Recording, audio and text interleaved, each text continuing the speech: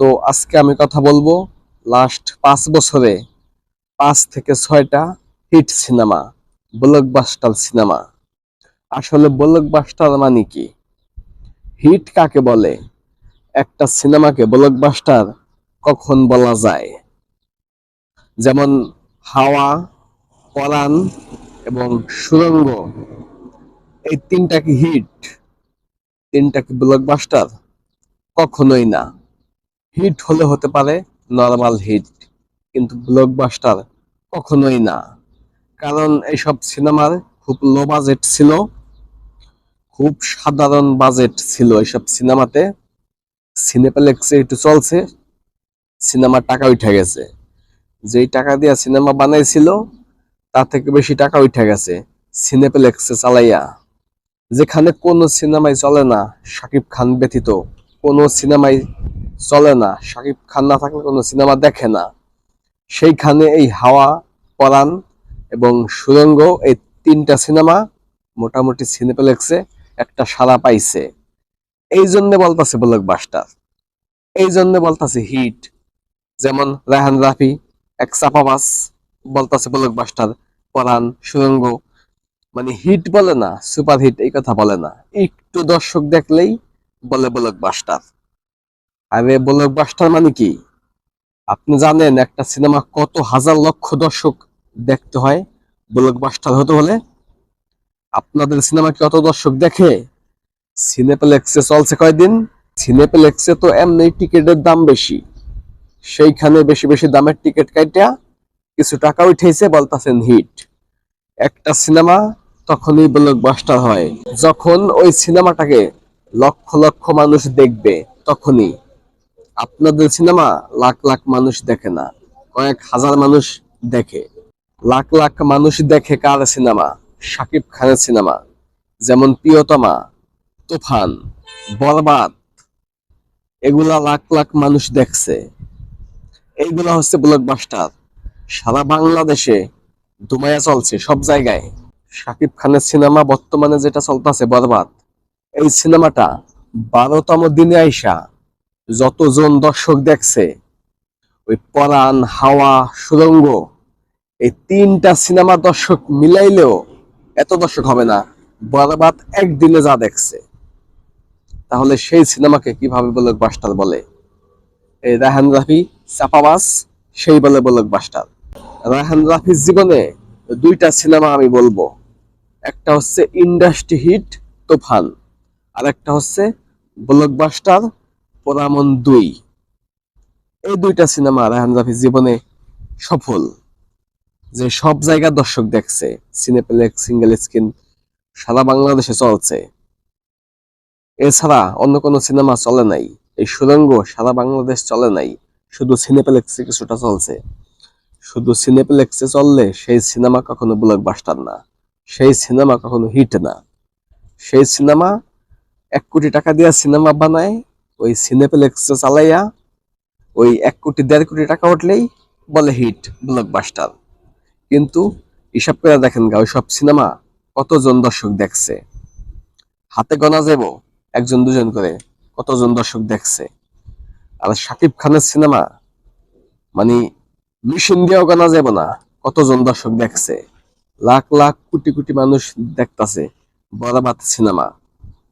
তারপরে সে যে রাজকুমার সিনেমাটা, এই রাজকুমার সিনেমাটা তো শাকিব খানের ওই অর্থে চলে নাই যেমনটা শাকিব খানের কাছ থেকে প্রত্যাশা। বর্তমানে প্রত্যাশা অনুযায়ী রাজকুমার সিনেমাটা চলে নাই, কিন্তু তারপরেও রাজকুমার যেমন চলছে, যত দর্শক দেখছে, এমন যদি এই রাজকুমারের মতো শাকিব খান বাদে অন্য কারো সিনেমা চলতো, তাহলে সেটাকে বলতো ইন্ডাস্ট্রি হিট, সেটাকে সর্বকালের হিট বলতো। কিন্তু এই যে শাকিব খান, শাকিব খানের রাজকুমারের আগের ছবি প্রিয়তমা ইন্ডাস্ট্রি হিট, এখন রাজকুমার ওইটাকে ছাড়াই যেতে পারে নাই, মানে ফ্লপ। রাজকুমারের মতো যদি হিট দিতে পারতো কেউই, তাহলে মানে যে নায়ক থাকতো ওই ছবির, তাকে বলতো শাকিব খানকে ছাড়াই গেছে সে, শাকিব খানের দিন শেষ, এই কথা বলতো। তো হিট বলা যাবে না সব ছবিকে। হিট সেটাই যেটা লাখ লাখ মানুষ দেখে সারা বাংলাদেশে, যেটা দেখছে প্রিয়তমা, যেটা দেখছে তুফান, যেটা দেখতাছে বরবাদ, এগুলা হচ্ছে আসল ব্লকবাস্টার, আসল হিট। শুধু সিনেপ্লেক্সে চললে সেই সিনেমাকে হিট কখনোই আমি বলবো না। ওইগুলা সিনেমা না, ওইগুলা হচ্ছে ওটিটি, টেলিফিল্ম। সিনেমা অন্য জিনিস। শাকিব খানেরটাই সিনেমা, সারা বাংলাদেশে চলতে হবে। দর্শক, সাধারণ দর্শক লাইন ধরবো, 1-1.5 কিলোমিটার লাইন ধরে শাকিব খানের সিনেমা দেখার জন্য মানুষ। এই 12তম দিনে এসেও লাখ লাখ মানুষ টিকিট না পাইয়া ফিরে যাইতেছে। এটাকে বলে সিনেমা। সিনেমা এমনই, এটা নাটক না। শাকিব খানের পরে কেউ আসবে না, এটা লিখিত গ্যারান্টি দিতে পারি। কে আসবে? সাধারণ দর্শক যাকে অ্যাকসেপ্ট না করব, সে কখনো স্টার হতে পারে না। শাকিব খানকে সাধারণ দর্শক অ্যাকসেপ্ট করছে বিধায় সে মেগা স্টার হয়েছে। বর্তমানে যারা আছে তাদেরকে তো অ্যাকসেপ্ট করব না। তাদের মধ্যে ওই নায়কোচিত ভাবটা নাই, ওই কোয়ালিটি নাই। বর্তমানে যারা নায়ক আছে সব হচ্ছে টিকটকার। সবাইকে এখানে ওখানে রাস্তাঘাটে দেখা যায়। নায়ক কখনো এমন হতে পারে না। এই ঈদে যেমন বরবাদ কাপাকাপি চলতেছে সব জায়গায়, এবং বরবাদের পরে যদি কোনোটা থাকে সেটা হচ্ছে জংলি।